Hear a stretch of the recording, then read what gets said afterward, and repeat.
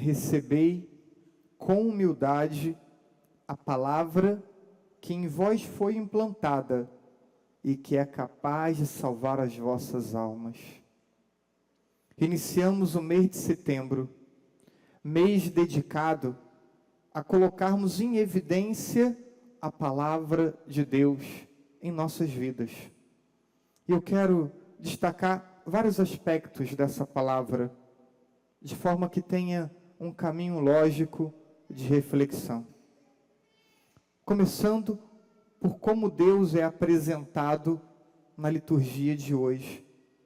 Deus é um Deus próximo. Deuteronômio capítulo 4, versículo 7. Qual é a grande nação cujos deuses lhe são tão próximos, como o Senhor nosso Deus, sempre que o invocamos? Então, um Deus próximo e um Deus atento às nossas vidas, às nossas necessidades. Assim Deus se mostra a nós. E assim Deus gostaria que fosse a nossa relação com Ele, uma relação de proximidade. E esse Deus próximo, Ele direciona a todos nós a sua palavra. E não é uma palavra comum, não é como uma palavra de um amigo, não é uma palavra de um professor, a palavra de um pai, de uma mãe, não. É a palavra de Deus dirigida a todos nós, e dirigida de modo individual, personalizado, a você e a mim. E uma palavra que é palavra de salvação. Tiago, capítulo 1, versículo 21. Palavra que é capaz de salvar as vossas almas. Uma palavra forte, que tem o poder de transformar vidas. Tem o poder de transformar a tua vida e a minha vida. Tem o poder de transformar a vida de todos nós. Mas acontece que podemos esvaziar essa palavra quando nós nos colocamos diante dela de forma distraída. Ou ainda, quando nos colocamos diante da palavra de forma hipócrita. E aí, versículo seguinte de São Tiago. Sede praticantes da palavra e não meros ouvintes, enganando-vos a vós mesmos. É preciso ter cuidado de não nos colocarmos como ouvintes distraídos da palavra. Quantas e quantas vezes saímos de uma celebração de missa e não levamos conosco nenhum versículo, nada. Não levamos conosco uma palavra, uma reflexão tirada da liturgia. Quantas e quantas vezes isso aconteceu? Porque estávamos ali como ouvintes distraídos.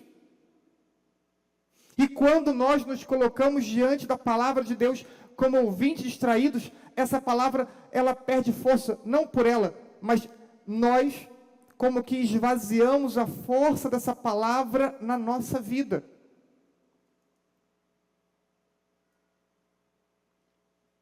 Mas, diz o texto ainda, enganando-nos a nós mesmos. Quantos de nós estamos nas missas acostumados a ficarmos distraídos? E vamos nos acomodando a uma dinâmica de fé incapaz de nos transformar? Enganamos quem? Deus ou a nós mesmos? Nós nos preocupamos com o cumprimento da norma ou nós buscamos uma vida transformada pela graça de Deus? O que buscamos? Muitos ouvintes distraídos buscam apenas o cumprimento da norma e vão dizer, fui à missa. Mas quando alguém perguntar, como foi a celebração? Não vai conseguir dizer nada. Talvez vai reclamar da música, do padre é o campeão de reclamação, né? E vai lembrar de uma coisa, de outra, mas não vai conseguir dizer o que essa palavra tocou na vida dele, ou na vida dela. porque era apenas um ouvinte distraído. E vai se acostumando a estar muitas vezes na celebração apenas como ouvinte distraído, cumprindo uma norma.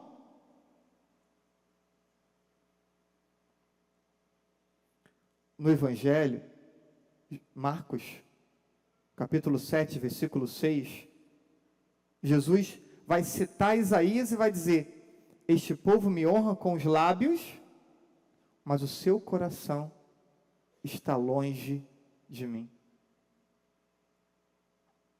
Honramos Deus com a música, honramos Deus com as nossas respostas, mas aonde está o teu coração? Talvez em alguma coisa que vai experimentar ao longo da semana, talvez no trabalho de amanhã, talvez em alguma prova que possa ter no colégio, na faculdade. Onde está o teu coração? Que faz com que você tantas vezes honre Deus com os lábios, mas não consiga honrá-lo com o coração. Esse é um risco. Ouvintes distraídos. Bem, mas há uma forma correta de nos colocarmos diante da palavra. E ouvimos isso também por Tiago, versículo 21. Recebei com humildade a palavra. Recebei a palavra com humildade. Nós temos pessoas soberbas e orgulhosas que compõem nossas assembleias. E são aquelas que geralmente olhamos e passa mês, e passa ano, e mais ano, e não vemos nada de mudança na vida da pessoa. Porque ela não consegue se colocar pequena diante da palavra. O que é a humildade? É a virtude que nos ajuda a termos o justo conhecimento de nossa pequenez, sobretudo na nossa relação com Deus. Nos dá o entendimento que somos pequenos diante de Deus. E se somos pequenos, então temos o que aprender, temos que ser conduzidos. Deus sabe o que é melhor para nós. Mas o orgulhoso sempre sabe tudo, sabe até mais do que Deus. Discorda da palavra, discorda da doutrina. Ele se coloca fechado diante de Deus. A humildade é uma virtude fundamental para o crescimento na santidade. Ela há de nos ajudar a reconhecer que tudo aquilo que nós temos, como bens, como dons, como talentos, nos foi dado por Deus, não tem mérito humano. A habilidade que temos foi Deus que nos deu. Eu não posso usar algo que foi recebido para me envaidecer. Então, eu reconheço que o que eu tenho é de Deus. E ainda, por reconhecer que o que eu tenho foi Deus que me deu, então a glória não é minha, a glória é de Deus. Assim age o humilde. E por isso que na Escritura, tantas vezes, o humilde, ele é elogiado. O humilde, ele é exaltado na Sagrada Escritura, porque é aquele pequeno que se coloca diante de Deus, como alguém que depende totalmente de Deus.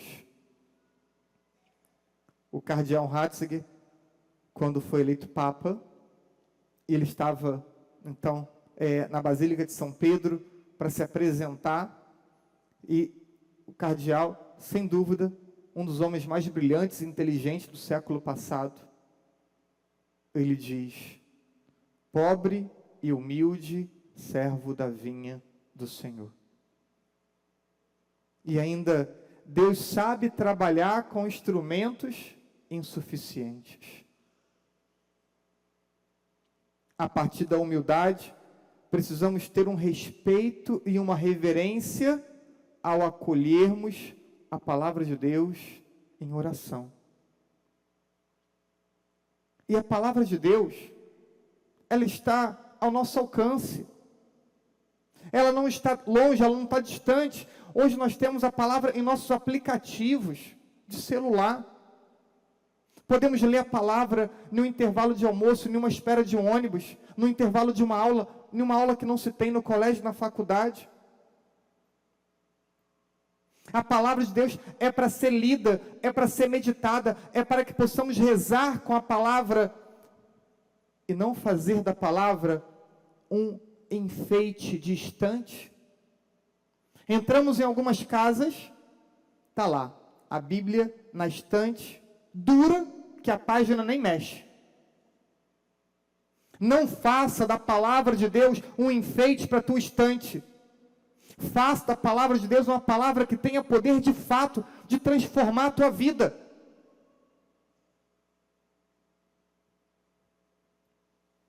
E quando nos colocamos assim, pequenos, humildes diante da palavra, essa palavra então, ela vai nos transformando. E vamos percebendo o amor como um efeito do acolhimento da palavra. Versículo 27 de São Tiago, apresentando como que o núcleo da religião, e ele vai dizer, o núcleo é este: assistir os órfãos e as viúvas em suas necessidades, e não se deixar contaminar pelo mundo. Quando falamos de órfãos e viúvas, falamos das classes que viviam mais marginalizadas no tempo de Jesus. Por isso que Jesus na cruz entrega Maria a João, para que ela tivesse a referência masculina de um filho, e não fosse também ela marginalizada. Mas o que importa perceber é que quando se cita o núcleo da fé, o núcleo da nossa vida religiosa, coloca em evidência a caridade com os mais necessitados. Olha o caminho que a palavra faz conosco hoje. Quem é Deus? Deus é um Deus próximo. Esse Deus próximo direciona a sua palavra a nós. E não é uma palavra qualquer, é uma palavra de salvação. Podemos estar distraídos diante dessa palavra, podemos nos colocar como hipócritas diante da palavra, como pessoas de vida dupla, mas ao contrário, podemos nos colocar pequenos, humildes, acolhedores da palavra, e se assim o fizermos, essa palavra vai nos transformando e vai nos impulsionando ao amor, porque o amor é o principal mandamento da lei. Quando perguntam a Jesus, qual é o primeiro e maior mandamento? Ame a Deus e ame o teu próximo. A palavra nos impulsiona ao amor. E vamos, por meio da palavra, sendo cada vez mais direcionados ao amor que nunca se esgota. Sempre podemos aprender mais e melhor a amarmos. Eu tenho uma frase que eu já disse hoje, mas eu gosto de repetir muitas vezes. Não torne a palavra de Deus infecunda na tua vida. A palavra nos exorta a não sermos ouvintes distraídos, a não sermos hipócritas, para que não estejamos na igreja perdendo tempo. Visitando uma casa, escutei a esposa falando do seu marido. Vocês sabem que hobby de esposa é falar do marido. Sabem disso, né? Tem uma brechinha, fala logo do marido. Geralmente não é bem não, mas essa foi bem. Ela falou, ele é um homem novo. Todos deveríamos poder olhar para nós mesmos e dizer, eu sou uma pessoa nova. Deveríamos poder olhar para nós e perceber, a palavra de Deus tem me feito uma pessoa nova, tem me feito uma pessoa melhor. Mas muitos de nós não poderemos dizer isso, porque vamos olhar para nós mesmos e não iremos ver mudança, e não iremos ver transformação. Por isso eu pergunto, a forma como você se coloca diante da palavra de Deus tem impactado a tua vida? Porque se a palavra não tem impactado, pode ser a forma como você se coloca diante da palavra.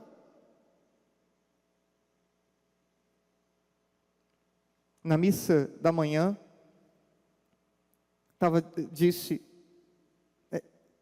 como vamos estarmos atentos, se até quando vamos à igreja, com o propósito de celebrar a missa, uma vez única por semana,